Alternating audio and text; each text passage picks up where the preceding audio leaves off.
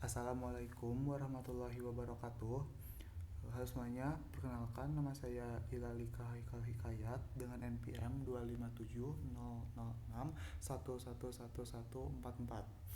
Program Studi Informatika Fakultas Teknik Universitas Siliwangi. Pada kali ini saya akan mempresentasikan dan mendemonstrasikan proyek ujian akhir semester untuk mata kuliah Sistem Digital. Proyek yang saya kembangkan adalah sistem Smart Greenhouse berbasis Internet of Things. Sistem ini tidak hanya memantau sensor secara lokal, tetapi juga terintegrasi dengan pemantauan cloud melalui Blink, serta memiliki kecerdasan buatan sederhana yang mengambil keputusan berdasarkan data cuaca real-time dari OpenWeather Map API. Mari kita lihat skema perangkat kerasnya di platform Walkwi. Sebagai otak utama pemrosesan, saya menggunakan mikrokontrol ESP32 karena kemampuannya dalam menangani koneksi Wi-Fi dan komputasi multitasking. Sistem ini memiliki 3 input sensor utama. Pertama, sensor DHT22 untuk membaca suhu udara internal greenhouse. Kedua, LDR atau fotoresistor untuk mengukur intensitas cahaya.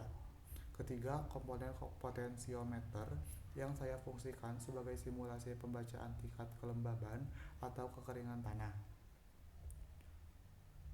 Terdapat juga 2 buah push button yang akan digunakan untuk mengontrol state system atau perpindahan mode operasional.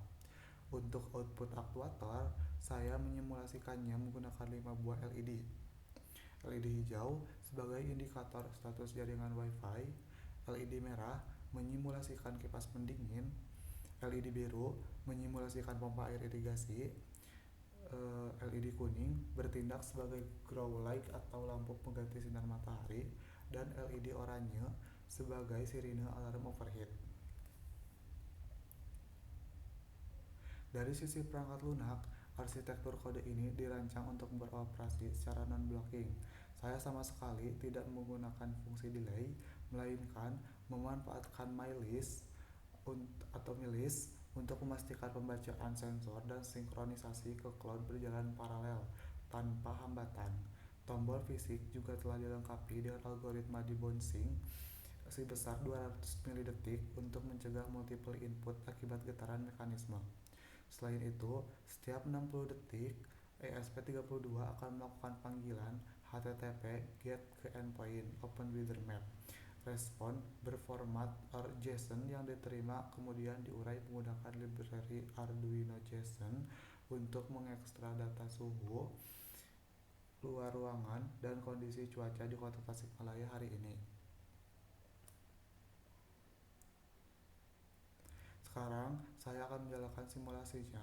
Bisa kita pantau di serial monitor ESP32. Sekarang saya akan menjalankan simulasinya. Oke, itu simulasinya. Kita akan coba men-startnya. Nah, karena di sini build servernya ngantri cukup banyak, jadi mungkin agak lama. Kita akan mencoba secara manual di aplikasi Arduino IDE. Kita coba. Pertama, kita akan mengekspor Copilot binary-nya dulu. Nah, ini tuh kita copy paste saja dari Walkwi-nya ke sini untuk codingannya, dan untuk library-nya juga sama, kita install dulu di tools. Kita tunggu dulu compilingnya.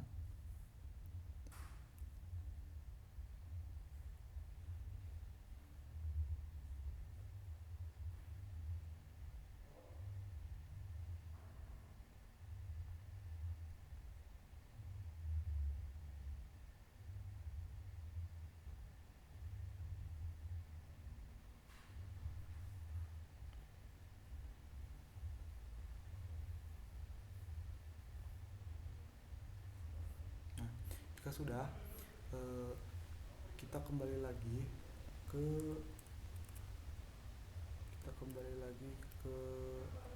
Walkwi-nya. Kemudian klik F1 dan upload firmware and start simulation.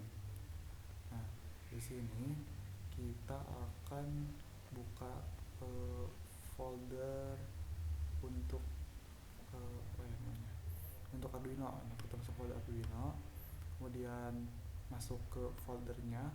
Oh iya, jangan lupa start dulu. Kemudian masuk ke folder build, ke ESP32 triple, lalu kita cari yang ujung formatnya itu ino.realv. Nah, kita klik yang ini. Nah,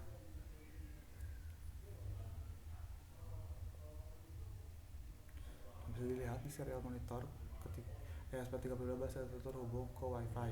LED hijau langsung menyala dan proses penyaluran data API menunjukkan status sukses.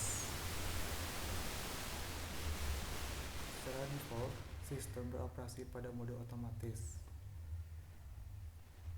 Oke, di sini tekan tombol menyala, dan ini terlihat lagi akan pindah ke mode otomatis.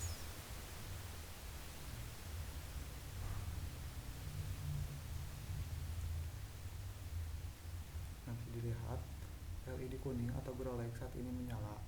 Ini adalah hasil dari logika cerdas di mana API mendeteksi cuaca di luar sedang berawan, sehingga sistem mengambil inisiatif untuk memberikan cahaya tambahan bagi tanaman.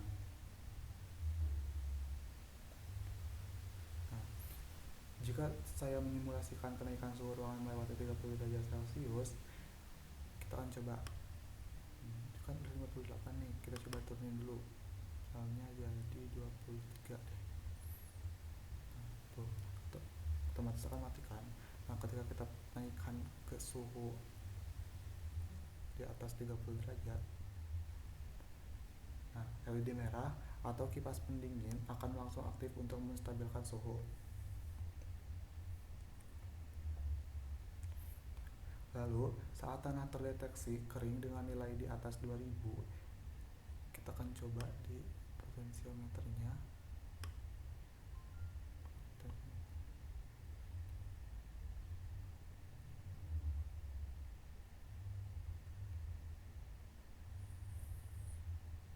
Coba dulu ke manual ya.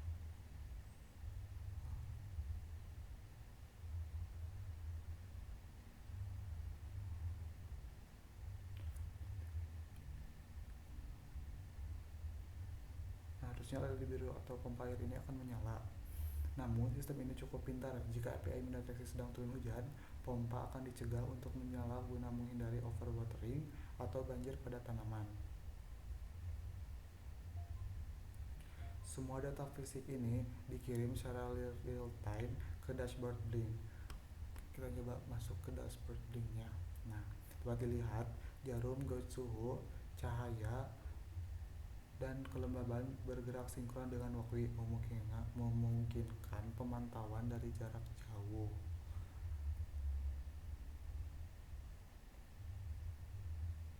Oke. Selanjutnya, saya akan mendemonstrasikan sistem hybrid mode. Jika saya menekan tombol manual override di sebelah kanan atau tombol abu ini, coba di mode auto dulu. Nah, ketika diklik,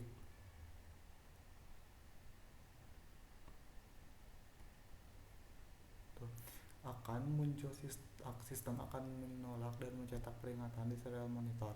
Ini membuktikan bahwa alur state sistem berjalan dengan benar. Sekarang saya menekan tombol mode di sebelah kiri.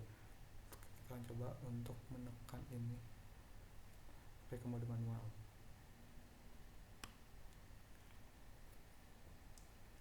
Sistem berpindah ke mode manual. Seluruh aktuator utama mati dan kini tidak lagi merespon data dari sensor.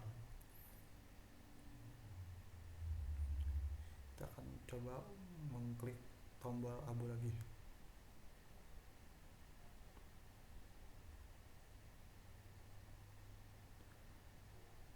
Dalam mode ini, saya memegang kendali penuh. Jika saya tekan tombol kanan, semua aktuator menyala secara serentak. Jika ditekan lagi, aktuator mati.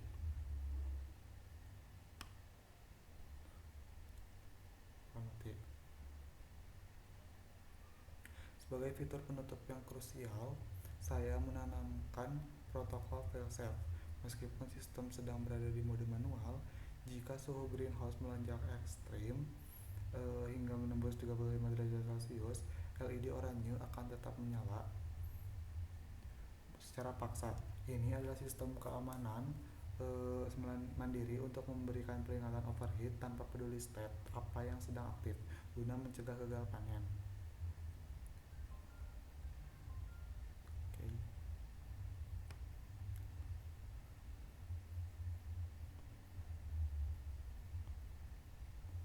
Jadi kalau misalnya lebih dari 30 atau 40 tuh bakal menyala sendiri gitu. Nah, baik. Sebagai kesimpulannya, sistem smart greenhouse hibrida ini berhasil beroperasi memenuhi seluruh target perancangan. Integrasi antara stabilitas kontrol lokal, pemantauan cloud, dan kecerdasan data sesuai eksternal telah berjalan harmonis tanpa blocking. Sekian demonstrasi dan pemaparan teknis dari saya. Mohon maaf bila ada kesalahan atau terdapat kekurangan selama penyampaian. Terima kasih atas perhatiannya. Assalamualaikum warahmatullahi wabarakatuh.